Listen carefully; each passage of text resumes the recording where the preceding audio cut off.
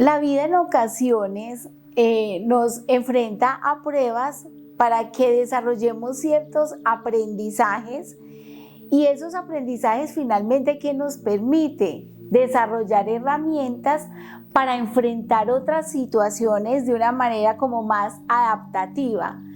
Pues también me ha pasado muchas veces en la vida que he debido enfrentar ciertas situaciones con un propósito muy lindo y es aprender de ellas para ser mejor persona o simplemente para enfrentar otras situaciones con nuevas herramientas.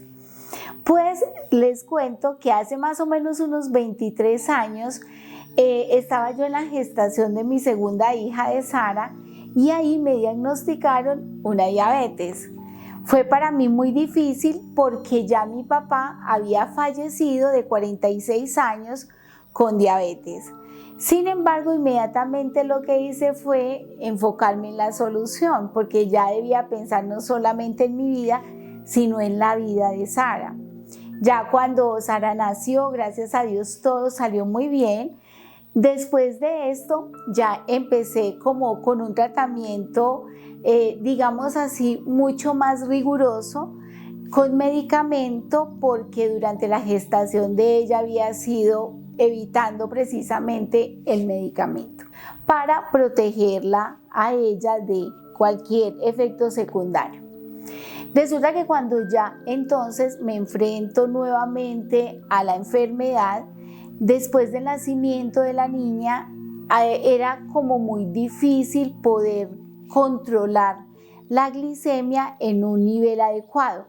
Es así como entonces yo recuerdo que fui al internista y cuando voy al internista vimos que el medicamento no estaba generando el control del índice glicémico y entonces el médico llega y me dice estas palabras y es: Naila, hasta que tú no aceptes que tú eres diabética, no vas a poder controlar la enfermedad. En ese momento recuerdo que yo le respondí: mira, jamás voy a aceptar que soy diabética. Acepto que tengo diabetes, que soy diabética, no. Y entonces llegué y me dice estas psicólogas modernas: sin embargo, pienso que una enfermedad no hace parte de mi ser, aun si hubiese nacido con ella. No hace parte de mi ser. Una enfermedad es una condición del cuerpo físico que también está relacionado con el espiritual, que también está relacionado con la parte emocional y mental. Sin embargo, no acepté en ese momento que yo soy diabética. Entonces también recuerdo que me dijo: mira, es importante y te invito a que todos los sábados vayas a la asociación de diabéticos, que allá les enseñamos cómo comer, etc. Y también recuerdo que le digo yo: ¿y qué tal si más bien me invitas a comer? Y todos muertos de la risa. Y yo recuerdo que le dije: Doc, no, dime qué debo hacer para poder sanarme o para controlar la enfermedad. Sin embargo, no voy a hacerle un altar a una enfermedad, yo le hago un altar a la vida. Dime qué hay que hacer y yo lo hago, ya. Entonces le dio risa y yo le decía: es que no voy a ir todo el tiempo a escuchar hablar de la enfermedad, de la enfermedad, de la enfermedad, ni voy a leer de la enfermedad. Yo solamente sé que tengo una enfermedad, que tengo que seguir unas condiciones de dieta, etcétera, y que lo voy a hacer. Sin embargo, yo necesito enfocarme en la solución y no estar enfocada en la enfermedad, sino en la solución. Entonces recuerdo que ya me dio la dieta, todo lo que tenía que seguir y yo ya empecé a controlar realmente la glicemia. Resulta que pasado algún tiempo, más o menos unos 3 años, yo también empecé a cuestionarme algo y yo pensé: ¿por qué no trabajar en la causa psicológica y emocional de esa diabetes, de esa enfermedad, y entonces poder equilibrarla con la menor cantidad posible de medicamento? Y ese fue el reto que yo misma me puse. Así que como ya tenía conocimiento de descodificación de enfermedades, ya había trabajado la conexión que había entre la parte emocional y la enfermedad, empecé a trabajar sobre esa causa. Y fue así como empecé de alguna manera parece que mi páncreas empezó a producir insulina y yo tenía todo el medicamento full para ese momento. Empecé a hacer cuadros hipoglicémicos. Era una cosa impresionante. Yo recuerdo que bajo un cuadro hipoglicémico yo sentía taquicardia, sudoración en todo el cuerpo, sentía presión en la cabeza, yo sentía que mi cuerpo temblaba y yo me miraba y no me estaba temblando nada. Sin embargo, yo sentía que todo mi sistema muscular temblaba. Entonces, debido a esto, también desarrollé un trastorno de pánico en ese momento, ya que yo sentía todo el tiempo que me iba a morir. Era tan grande lo que pasaba en ese momento que, por ejemplo, pasaba también con mucha frecuencia que yo salía y terminaba en la clínica, porque yo salía, me bajaba la glicemia, hacía el cuadro hipoglicémico y terminaba hospitalizada con mucha frecuencia. Y yo le decía al médico, por favor, bájame el medicamento que creo que es el medicamento. Y él me decía, Naila, lo que tienes es un trastorno de ansiedad. La verdad, yo no podía creer que yo hubiese desarrollado un trastorno de ansiedad, aunque en realidad era de pánico en ese momento. Cada vez que, por ejemplo, nosotros íbamos a salir, a veces íbamos a salir de la casa y saliendo me daba el cuadro hipoglicémico, seguramente del estrés por toda la situación que estaba viviendo en el día a día, y salía corriendo hasta la nevera a comerme las arepas crudas y poder elevar rápidamente el índice de glicemia en el cuerpo y sentirme nuevamente en equilibrio y armonía. Esto generó, creo que, una situación muy difícil también en nosotros como familia, ya que no podíamos salir. Yo tardé más o menos 3 años nivelando la glicemia y yo seguía trabajando la causa que me había llevado al tema de la diabetes. Entonces recuerdo que inclusive las niñas y mi esposo se sentían todo el tiempo estresados que yo no saliera a ninguna parte porque algo podía pasar. Inclusive también pasaba que las niñas a veces llegaban del colegio y estaban sacándome en la ambulancia, o sea, era una cosa realmente caótica.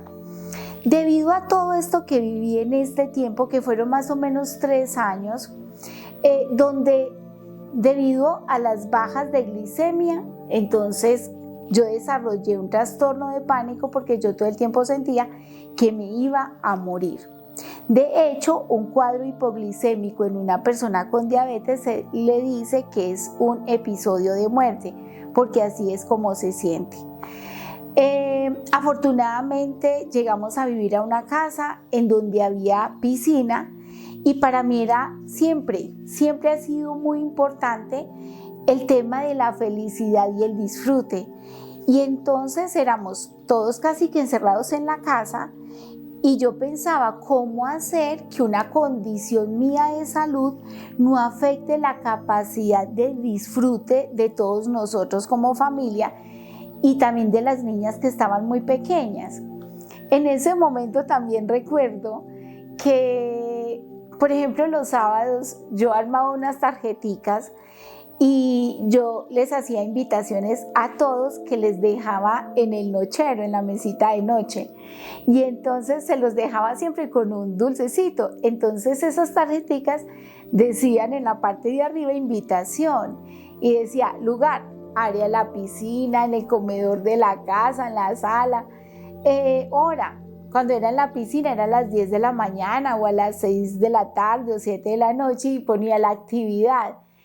Chuzos en familia, ponía asado bailable, si era en el comedor, entonces sabíamos que era a las 3 de la tarde el domingo para jugar stop.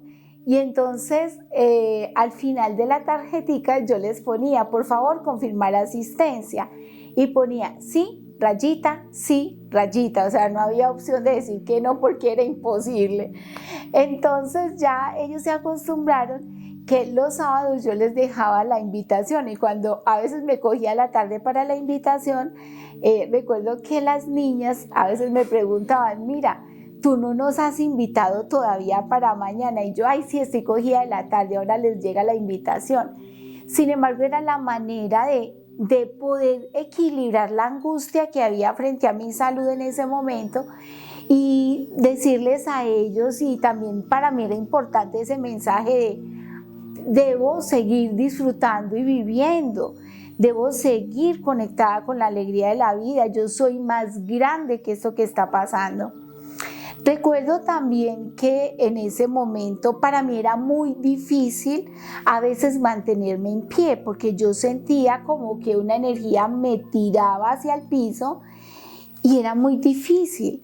Yo trabajaba en el último piso de la casa y era a veces complicado bajar porque yo sentía que si yo me paraba, ya me iba a ir al piso. Entonces yo bajaba como recostada en las paredes y cuando yo veía a Álvaro o a las niñas, yo me ponía así derechita, me sonreía y nadie sabía cómo estaba yo siempre tratando de evitar generar alguna angustia adicional. Recuerdo que durante esos 3 años, por ejemplo, mi consultorio era grandísimo y para mí era muy difícil pararme del escritorio, de la silla. Y yo siempre acostumbro a ir por mi consultante. Y recuerdo que me tocaba decirle a la persona que salía, por favor dile a la persona que está afuera que puede entrar. Era complicado, muy complicado.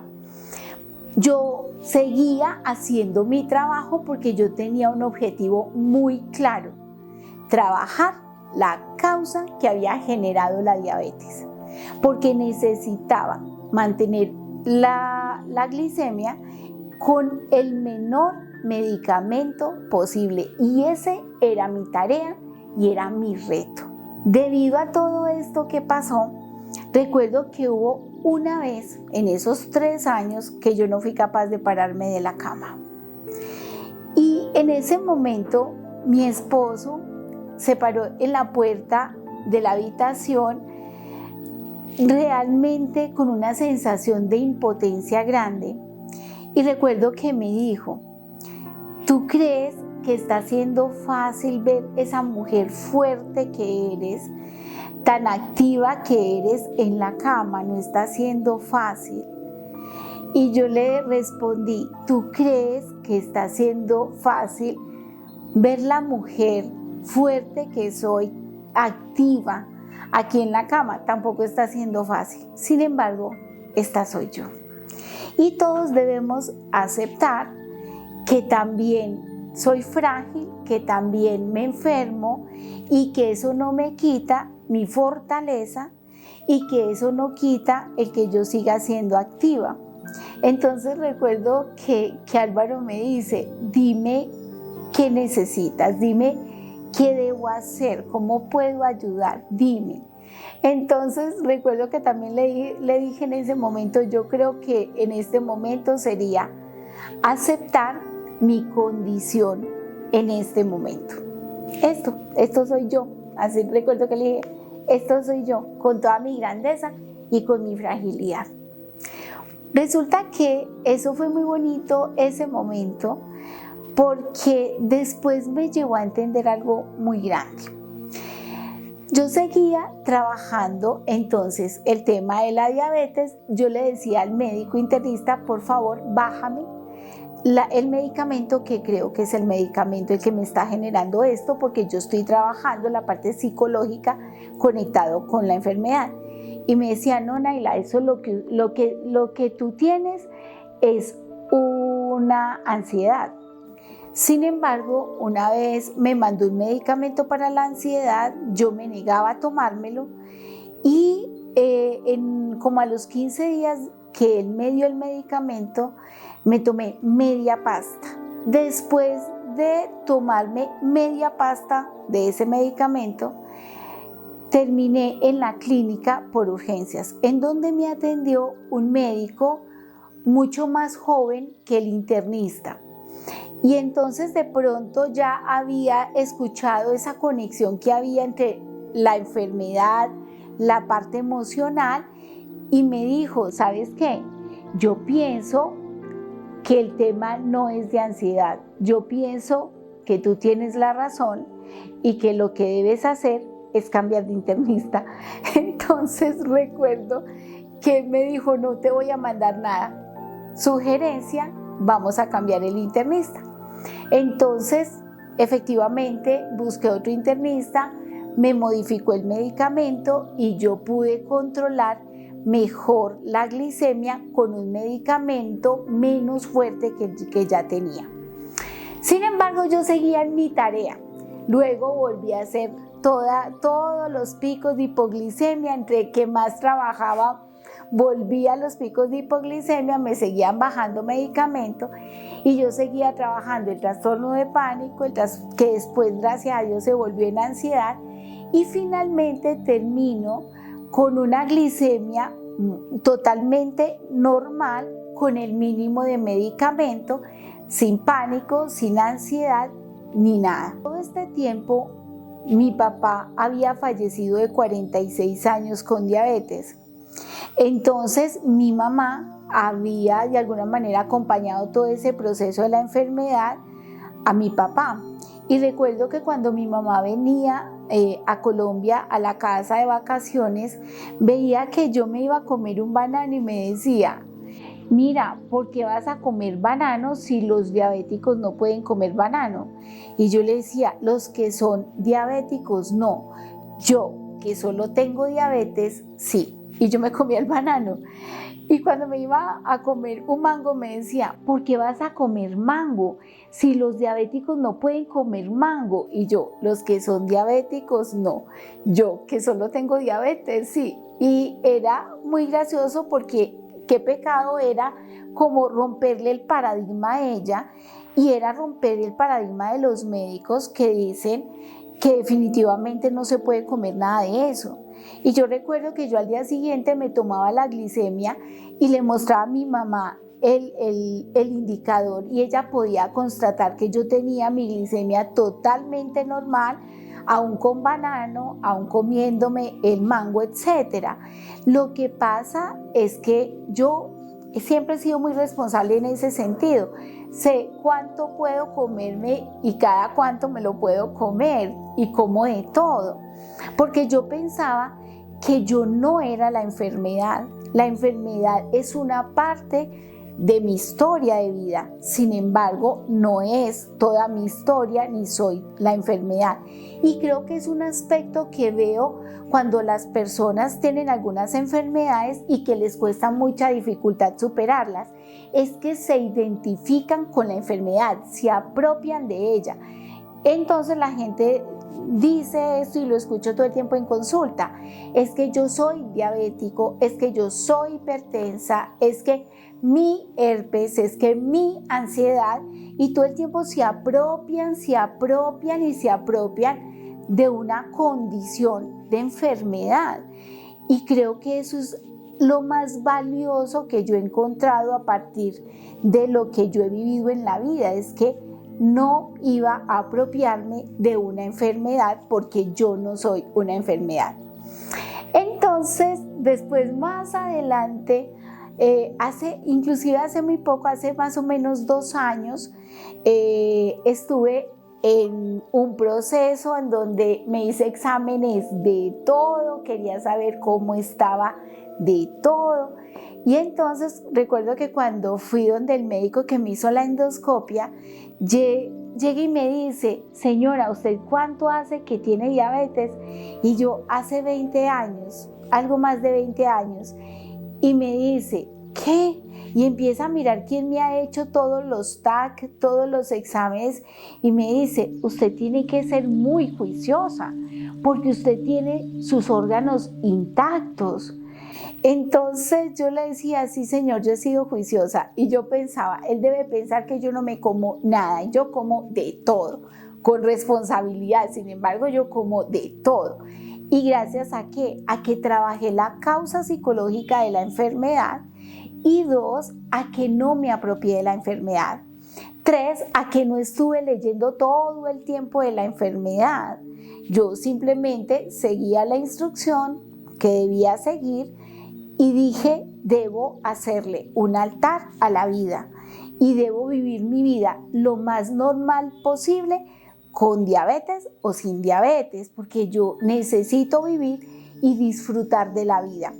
Entonces también era romper los paradigmas de los médicos, porque todos los médicos dicen que una persona con diabetes afecta a los ojos, afecta al hígado, afecta a todos los órganos, cuídese o no se cuide, y no es así. ¿Qué aprendí de todo esto? Algo muy importante. Lo primero es que entendí que siempre hay que, de alguna manera, buscar la solución de manera integral. La parte médica es importante, ¿sí? Y honro el conocimiento de los médicos. 2, la parte psicológica y emocional también es fundamental. 3, la parte espiritual es súper importante, porque para mí la enfermedad, entre todas las cosas que me enseñó, aprendí a aceptar mi fragilidad y entendí que todas las personas, de alguna u otra manera, la vida nos enfrenta precisamente a eso, a aceptar nuestra fragilidad. Porque cuando yo acepté esa fragilidad, entonces entendí como al año siguiente que hasta ese momento yo había jugado al papel de fuerte. Cuando yo acepto que yo soy frágil y también soy fuerte, entonces me hago fuerte en mi esencia. Ya no juego al papel de fuerte, yo ya sé que soy fuerte. Y además gané poder, porque sé que puedo, que soy capaz y que me merezco lo mejor. Y entonces eso es dignidad. Y cada una de las personas vivimos situaciones en donde la vida nos enfrenta a nosotros desarrollar esa capacidad de comprender que podemos, que somos capaces y que nos merecemos lo mejor. Y a aceptar esa fragilidad. Y ahí es donde precisamente nos hacemos fuertes, porque después de eso, la vida me ha enfrentado a pruebas como a todos los seres humanos, y he podido asumir esas pruebas con total tranquilidad, con paz, con alegría, y he podido salir de ellas de una manera súper fácil y fluida. También entendí a partir de la enfermedad que tenemos que autorretarnos. Yo recuerdo entonces que cuando estaba en medio de toda esa situación, después de 3 años, yo pensaba, yo debo salir de aquí, yo debo salir, tengo que hacer mi vida normal. Y recuerdo que si yo iba a ir al centro, le decía a mi esposo que me dejara como 8 cuadras antes. Y él, angustiadísimo, me dejaba ahí, aunque me decía, pero ¿por qué te voy a dejar aquí si tú vas allá? Y yo, no, déjame aquí porque esto es algo que tengo que hacer por mí. Yo también me tengo que retar y yo tengo que empezar a salir. Cuando debí salir por primera vez a Cali, recuerdo, a estudiar constelaciones familiares, para mí desplazarme, la primera vez que me fui de la ciudad a estudiar, después de todo ese tiempo lleno de angustia y de estrés que habíamos vivido todos, fue difícil. Yo me fui todo el viaje llena de angustia, con una taquicardia impresionante, con sudoración, y yo llegué a Cali a estudiar, a mí no me provocaba ni hablar. Yo solo estaba centrada en aprender y en mirar cómo iba a equilibrar todo lo que yo estaba sintiendo. Y también le decía a Dios, Dios, si tú ya me trajiste aquí, yo creo que tú me vas a devolver a la casa. Cuando yo regresaba a la casa, yo daba gracias a Dios y al universo por haber llegado. Entonces pienso que eso es algo que también nos reta toda situación difícil de la vida. Yo por eso tengo una frase y es: toda crisis reta nuestra inteligencia, porque yo pienso que eso es la oportunidad que hay detrás de cada situación difícil. Solamente es un reto a nuestra inteligencia, a que nosotros creemos las estrategias para salir avante de la situación y poder desarrollar nuevas herramientas que nos permitan enfrentar otras situaciones con total calma, con total tranquilidad, de una manera positiva, y que finalmente que nos permite salir mucho más fácil de ellas. Quería solo compartir como esta experiencia que me parece muy valiosa, porque para mí esta experiencia generó una enorme fuerza interior, generó mayor fuerza y poder además. Creer en mí, en que soy capaz, creer en el otro. Yo sé que todos somos capaces si nosotros creemos en nosotros mismos. Esta experiencia también me ha permitido tener dignidad, saber que puedo, soy capaz y que además me merezco lo mejor. Y por eso también sé que todas las personas pueden, son capaces y se merecen salir adelante de cualquier situación. Así que como encontré que todos podemos, que somos capaces y que nos merecemos salir adelante y lograr lo que queremos, también sé que toda persona, toda, sin excepción, a cualquier edad, puede lograr salir adelante de toda situación adversa. Además, esto lo vemos todo el tiempo en tantas historias de personas a nuestro alrededor que la vida nos pone para aprender, para ser mejores seres humanos y más felices. Todos estos aprendizajes que yo tuve a través de la enfermedad los aprendemos de muchas maneras. Hay personas que también aprenden esto a través de una quiebra económica, a través de una separación, a través de la pérdida de un ser querido, a través de tantas situaciones que la vida nos enfrenta. Entonces todos aprendemos de diferentes maneras lo mismo que yo aprendí a través de mi salud. También quiero reforzar algo, y es que en el caso de toda enfermedad es muy valioso realizar tanto una intervención con la medicina tradicional, con medicina biológica, con la parte psicológica, trabajando la parte espiritual, ¿sí? Es decir, que para nosotros salir mucho más rápido de una enfermedad, en este caso por lo menos, ¿sí? Cualquier enfermedad, porque aquí el tema es de salud, entonces debemos solucionarlo teniendo en cuenta esa integralidad, porque esa integralidad facilitó el que yo lo pudiera solucionar, y la verdad es que ya ha pasado muchos años y yo sigo, gracias a Dios, con una glicemia normal, comiendo de todo y con el mínimo de medicamento. Entonces, sí se puede y todos podemos y nos lo merecemos.